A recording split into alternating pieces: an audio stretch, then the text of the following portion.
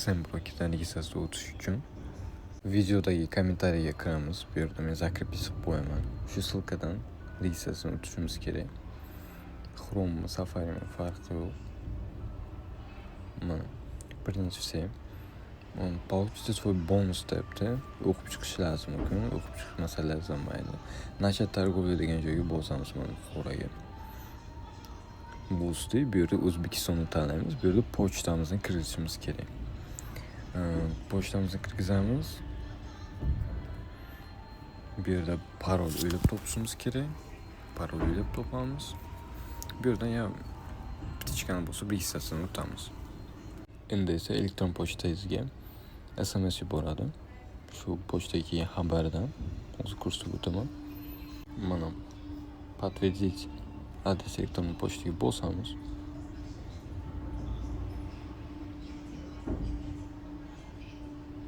Подтвердить qildik. Подтвердить qilgandan keyin для начала подтвердить свой счет. Подтвердит'ni bosamiz yana bu. Bu yerdan nomerimizni yozamiz. Önümüzge SMS keladi. SMS kirganimizdan keyin ismimizni yozishimiz kerak. Masalan, Shokar. Bu ochsamiz kiritmasa ham bo'ladi. Familiyamizni yozamiz masalan. Medif bo'lsa. Tug'ilgan sanamizni yozishimiz kerak bo'ladi. Masalan, 07 birinchi yil yozish kerak ekan. Masalan, 2005 07. Keyin adresni yozamiz.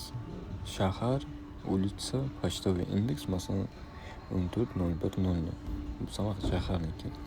Shuna qilib o'tamiz registratsiyadan. Registratsiyadan o'tgandan keyin shot ochishni tushuntirib o'taman. Sizdan o'tib oldik. XM'ni yuklab oldik. MetaTrader 5 yoki MetaTrader 4 ni tanlashimizga to'g'ri kerak bo'ladi.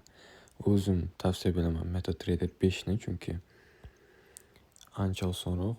Mana yopilmagan, ochilmagan zelkalarimiz bor bu yerda. Shu uchun kirib oldik. Bu yerdan keyin pasport подтверждениеdan o'tishimiz kerak. Shotimizni подтвердить qilish uchun подтвердить shot degan joyni bosamiz. Разрешить qilamiz. Обязательно informatsiya degan joyga подтвердит'ni bosamiz. Birinchi bajarildi. Endi ikkinchisiga o'tib загрузка документов degan joyga bosamiz. Bu yerda dokumenты не загружены hali o'tmagan deyapti. Pastga tushamiz. Начать verifikatsiyani bosamiz. Verifikatsiyaga bosganimizdan so'ng начать проверкаga bosamiz. Pasport degan joyga bosib olib, eski pasport bo'lsa, oldini rasmga olamiz. Oldin rasmga olgandan so'ng bizni yuzimizni Face ID'dan o'tkazishni so'rab o'tadi. Shotni qanday o'laymiz? Masalan,